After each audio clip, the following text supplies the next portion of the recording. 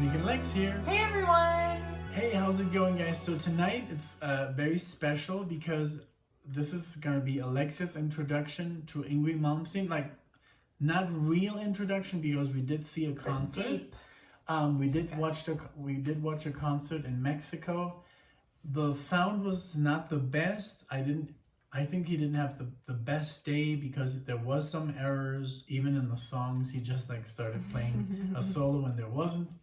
Super weird, but we had some fun. But Alexa walked out not really convinced. So I want to convince her with this, and there's a story to the song. So this is from the album Fire and Ice by Yngwie Malmsteen, 1992, and this is the Yngwie J. Malmsteen, by the way. This is the first song I've ever heard of Yngwie Malmsteen. I want to show it to you. So I've heard this millions of times before. Don't look at me. I'm gonna do my stinky face. I'm gonna do air guitar. I just got that today from some stinky face. I found it hilarious. Perfect. And so just like, I guess Alexia's gonna react to the song. It's just really the first song that I ever heard. That's exciting. I guess it was in 1996 or so, 1997. A friend of mine gave me a cassette, and actually there was a Jason Becker.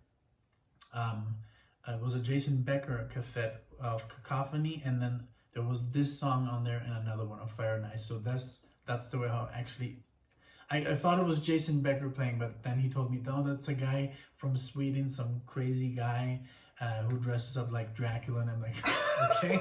So that's basically how I got a hold of Yngwie Malmsteen. I played it with my parents, they loved it. Huge classical lovers, all of us. So since he plays so much classical stuff on this album, and basically in general, that's why we loved it. So that's my little story. I hope you liked it. And I'm excited because I know how important he is to you, and like, you know, one of the reasons why you pick up the guitar. Yeah, he made me pick up the guitar. So I'm super excited because I did not know this was the first song you had ever heard. And I've heard, like Nick said, from the concert that we went to, like maybe a couple here and there that I can recognize as Yngwie. Right. I've gotten to kind of know his sound, but never ever sat down, listened to it with headphones. Oh no. So that's why I got her right now. So it's very special that I can actually sit her down and say, okay, now you have to listen to it. So yes. So here we go. With Fire and Ice. It's called Leviathon. Or Leviathan. Leviathan. There you go. Yeah, so much for it. Okay, here we go. Ready?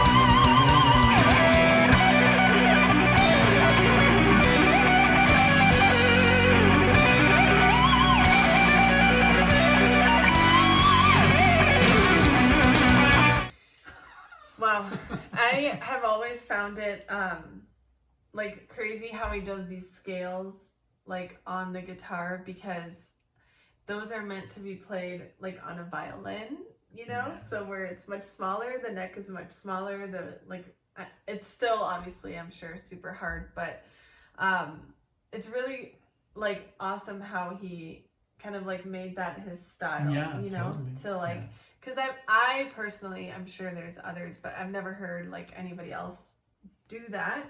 No, especially at that time. Right. Like, I mean, we just heard like John Petrucci, Right. and we had, but those are all like his disciples. Yes. And not exactly his disciples, but every guitarist nowadays is influenced by Yngwie Malmsteen. I'm sure. Everyone. Yeah, I'm sure. If not by Van Halen or him. And how like bold for him to just come up with this whole style, because even the way he dresses and his whole show of how he like moves the guitar, you know, like sliding it, like swinging around. Yeah. The show, so that's just really cool that he was bold enough to come up with a whole new style. Yes. And, And I love that you say that, because yes, all this stuff is very Baroque and very classical. You can almost hear the scales by Bach. Yes, exactly. Paganini Bach played directly especially. on the, because that counterpoint, that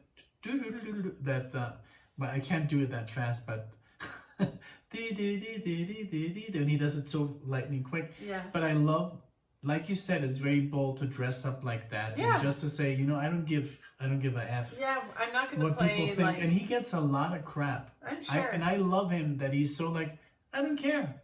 You know, I have still... 3 Ferraris in my backyard. You know, Yeah. I made millions and millions of dollars, and I never lost my style. I never cut my hair. Yes. I dress up. People called me this. People called me that. I really appreciate that. I agree. They say he's very arrogant, and yes, maybe, but you know, that's his style, and I think Take it or leave it, I guess. I think it's amusing that he is like that, because I mean, that's just that the way he is, and some people don't like him for that. I never disliked him in any way, and and I wouldn't like, maybe if somebody would be like that, I would be like, I'm not gonna listen to this. But he's so good that he earned my respect. Yes. He can get away with it, you know, with that kind of stuff. I agree. But I loved how you kind of like recognized what he's playing and what he's doing. That's so cool. Yeah. Okay, so let's go back, and so that's a little Yngwie Malmsteen analysis. So, but we're gonna go back to the song. Okay.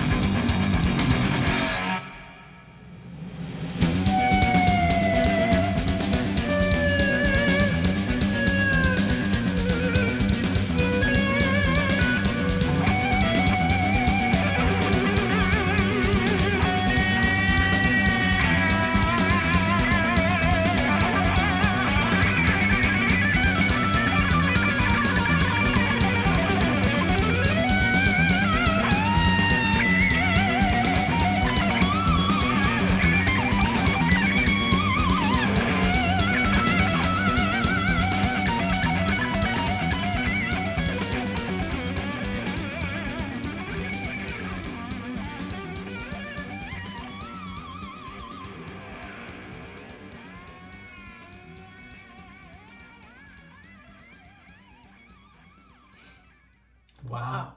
I've never heard that before, that That last fade 10 out. seconds. Yeah. Because I guess, I don't know. I don't know, I've never heard them before. The last 10 seconds were kind of new because it was just like kind of like improvising, noodling. But yeah, I love his playing. I know it's very repetitive. Every solo, he uses the same kind of like patterns. But I love it. I don't know, I just love it. I grew up with classical music in the household, and when I played this to my mom and dad, they were like, oh my god. Yeah. I've never heard this before. He's like the best guitar player in the world. I remember when they were telling me this, because then I bought the album. And your dad even bought you the tablet. I got all the tablatures, all the sheet music. We still have the books. Oh my god, yes. Somewhere I can literally like down there.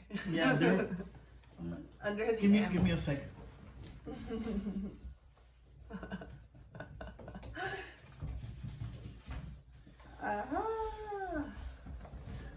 There it is. This is from 1996, I think. I mean, this was released in 1981, but this is my father bought me these books, and the Fire and Ice one. Remember, I gave that to a good friend. Yes, when we left Mexico. When we left Mexico, so because I thought, I can buy it here in the States, and then it's $40. So back in the day, this was 1995. Which is. This was bought in Los Angeles at the Songs and Video. All books and video. Yeah, so there you go.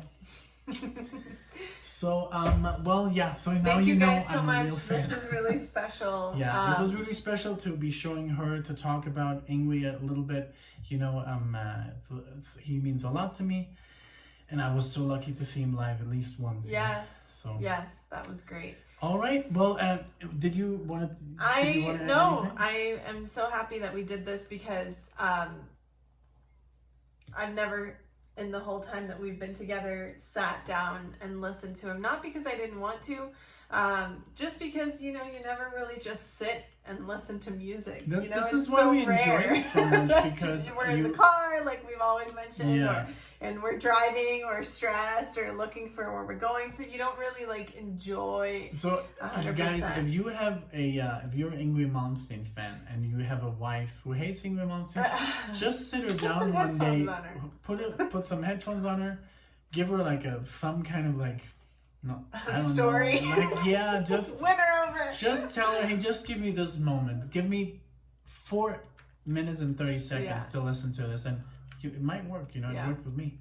So thank you guys so much for being here. It was wonderful. If you have any suggestions, or if you like the video, give us a like, subscribe. We do all sorts of videos. So it was a pleasure, and take care.